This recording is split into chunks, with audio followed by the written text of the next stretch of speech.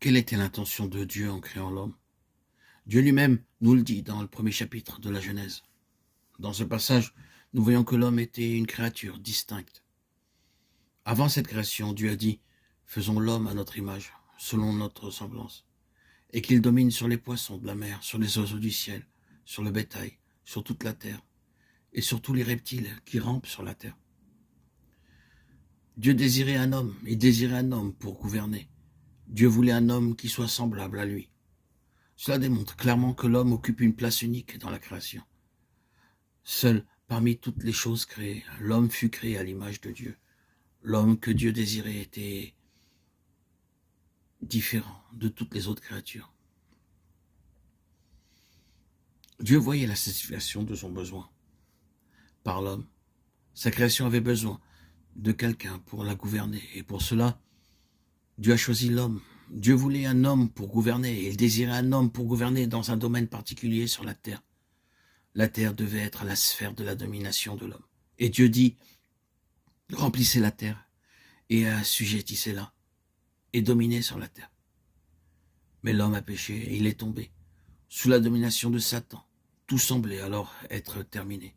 Apparemment, Satan avait triomphé et Dieu avait défait. Le psaume 8 nous montre que le dessein de Dieu demeure inchangé. Après la chute, la volonté de Dieu pour l'homme et ses désirs à son égard demeurèrent les mêmes, comme avant la chute.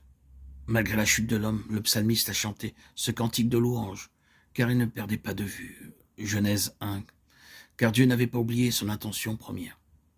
Éternel, notre Seigneur, que ton nom est magnifique sur toute la terre, ta majesté s'élève au-dessus des cieux. Psaume 8.2. Quoique certains hommes blasphémaient le nom du Seigneur et que d'autres le rejetaient, le psalmiste s'écriait que ton nom est magnifique sur toute la terre. Il n'a pas dit ton nom est magnifique, comme s'il pouvait en exprimer toute la valeur. Il a dit en effet, quoique je sois un poète, je ne peux pas décrire toute sa grandeur, je peux seulement dire combien il est excellent.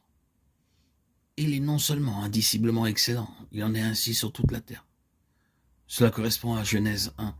Si nous voyons le dessein de Dieu, nos cœurs seront touchés chaque fois que nous lirons le mot homme et chaque fois que nous lirons le mot terre. Le second verset déclare, par la bouche des enfants et de ceux qui sont à la mamelle, tu as fondé ta gloire pour confondre tes adversaires, pour imposer silence à l'ennemi et au vindicatif, au psaume 8.3. Le Seigneur Jésus cite ce verset de cette manière et lui dit, entends-tu ce qu'ils disent? Oui, leur répondit Jésus. N'avez-vous jamais lu ces paroles? Tu as tiré des louanges de la bouche des enfants et de ceux qui sont à la mamelle. Matthieu 21.16. Même si l'ennemi s'évertue à faire quoi que ce soit, Dieu n'a pas même besoin d'intervenir. Un peuple d'adorateurs peut imposer silence à l'ennemi. Nous lisons dans les versets 4 à 7. Quand je contemple les cieux, ouvrage de tes mains, la lune et les étoiles que tu as créées, qu'est-ce que l'homme, puisque tu te souviennes de lui? Et le Fils de l'homme pour que tu prennes garde à lui. Tu l'as fait de peu inférieur aux anges et tu l'as couronné de gloire et de magnificence. Tu as donné la domination sur les œuvres de tes mains et tu as tout mis sous ses pieds. Psaume 8, 4 à 7. Si nous avions dû écrire ce psaume, nous aurions probablement ajouté une parenthèse dans ce style. Hélas, l'homme a chuté, il a péché et a dû être chassé du jardin d'Éden. C'est ainsi qu'il a manqué le but.